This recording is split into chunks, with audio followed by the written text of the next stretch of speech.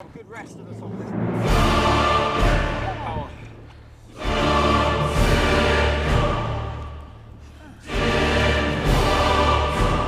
Piano's been gutted. I've taken things out of it to make it lighter.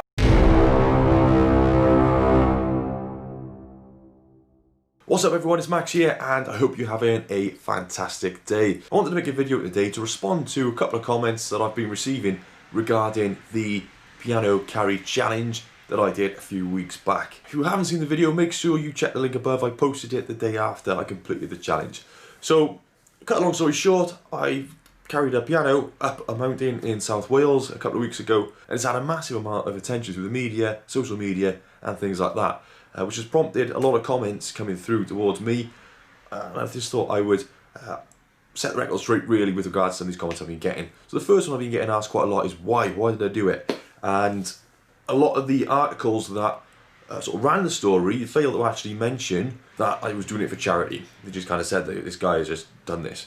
So yeah, the reason why I carried the piano up the mountain was because I wanted to raise money for charity. Now, I've explained about the charity, so the Royal Brompton and Harefield Hospital charity. I've raised money for them before. You may remember I did the Carpool Marathon last year to raise money for the same charity.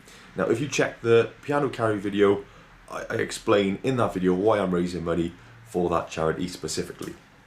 Now, the link is still there available for you to donate money. So if you go onto Google and you type in just giving /fundraising /piano carry, you will go to my fundraising page. So if you fancy popping a quick donation in there to support, it would be very well received and greatly appreciated. A lot of the comments I received were incredibly positive, so I just want to say thank you so much for those amazing comments, all the support I've received through direct messages, through comments on YouTube, comments on Facebook and the like, and people just stopping me in the street actually as well to say, you know, good job and things like that, and to talk to me about it.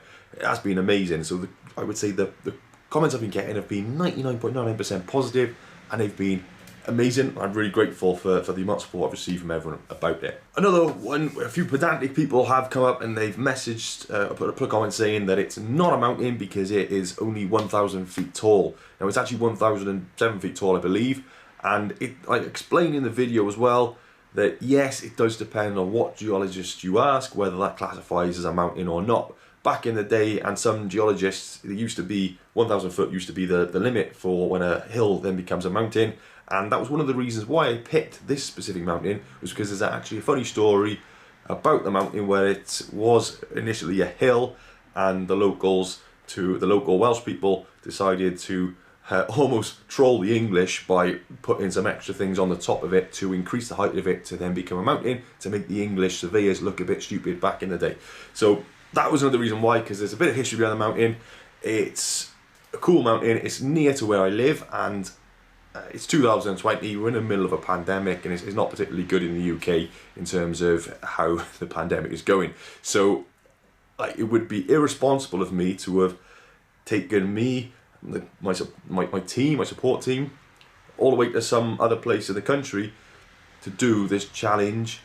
It was safe in the area. The case rates were low, so I picked this mountain because it was safe, and it was also cheap for me to get there.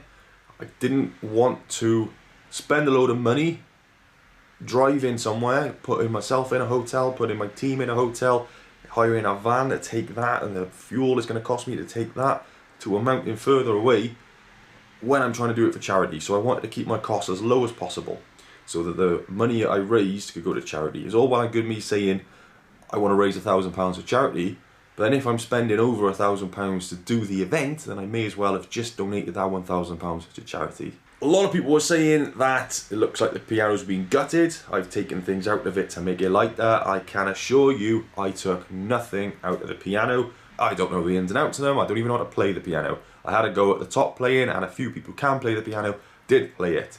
A few people played it. It's out of tune, don't get me wrong, it's out of tune, but I've taken nothing from the piano. It's still there, and it was not left at the top, it was taken down. A lot of people seemed incredibly concerned about my back and my knees throughout it, and I can assure you that my back and my knees are absolutely fine. Now, whether that will happen, whether in a few years' time I will start to feel the effects of it, of these sort of things, then yeah, I probably will. but that's just like to say that athletes, weightlifters, you know, they're going to feel that at some point, and just most people who get older, they have some kind of problem somewhere. So I would rather just do what I enjoy doing, and stuff that helps me keep going, and stuff that helps other people through raising money for charity, whether it inspires people or anything like that. If I just inspire one person, if I just help one person, and I help myself by doing this because I enjoy it, then I'm going to do it, and I'm going to do that. And I don't want to put anybody else at risk when I'm doing these challenges. I know that, and I accept that there's a risk to myself, just like any adventurer or extreme sports person. They're going to have some risk to themselves. Or anyone who just goes to the gym and lifts heavy weight has got some risk to themselves. But it's an element of risk that I accept, and I don't allow that risk to go around to anybody else, and I try and minimise that as much as I can so it does not affect anybody else. Somebody commented saying, I'm very lucky that I didn't break my arm or break my leg. And I want to answer this one directly now, because luck does not come down to it. The reason I didn't injure myself or hurt my arm or anything like that was down to preparation, meticulous preparation and planning. I didn't just decide to go, I'm going to do it one day and climb it and carry the piano up the mountain. I spent time doing reconnaissance on the route. I spent time training. I used my brain to figure out what parts were going to be difficult, what parts I needed to think of ways to get around. So it was all planned in my head. I even wrote it down. I gave the team a brief. I had a support team. I was the only thing I would say where luck came into it, that I was lucky enough to have a good bunch of friends who were able to help me and support me, and they took the time out of their day to do it, and I'm so grateful for that. But I'm also lucky to have my health, that I'm able to do these challenges that I enjoy doing, and that do help other people, such as the people who are going to benefit from the money raised through the charity. So I could use this time now just to talk about the mindset in terms of how one does things like this. It's not just a case of, I'm going to get up one morning and do it. There's something in there that just sits inside you and it just eats away at you, and you've got to do it. I don't know whether sports people feel it, or whether athletes feel it, or whether people who do weightlifting, whether they feel it as well, and people who excel in sports or excel in business or whatever like that. But with me, I know that it starts off as an idea, and it creeps up and builds up, and then I look for ways to make this idea a reality. And then you get something that seems relatively impossible.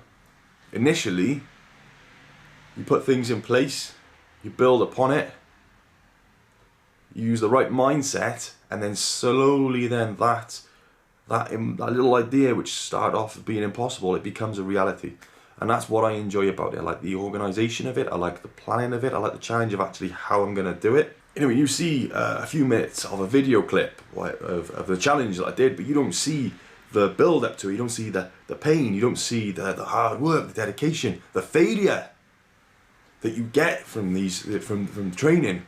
There's always failure in there, and there's that thing where you want to just stop and you think, I can't do it, and you've just got to push through it, and you build up, work upon, learn from your mistakes, learn from your failure. You fail, then you go back down, you build back up. So this had been in my mind to do for a very long time.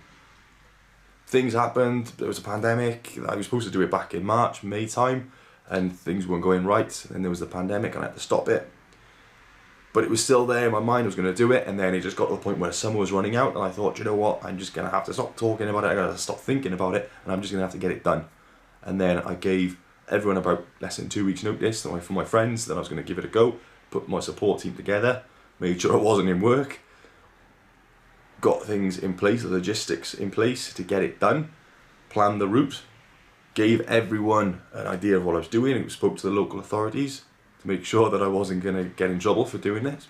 Made sure I had a plan, contingency plans if something went wrong, or if I couldn't make it, or if I hurt myself. I hope this answers some of the questions and comments that were brought up. Like I said, most of them were positive, most of them were incredibly supportive. I've had some amazing messages since, and thank you very much for watching. Those of you that have supported me, those of you that have donated to the charity, and those of you that are just watching this, thank you so much.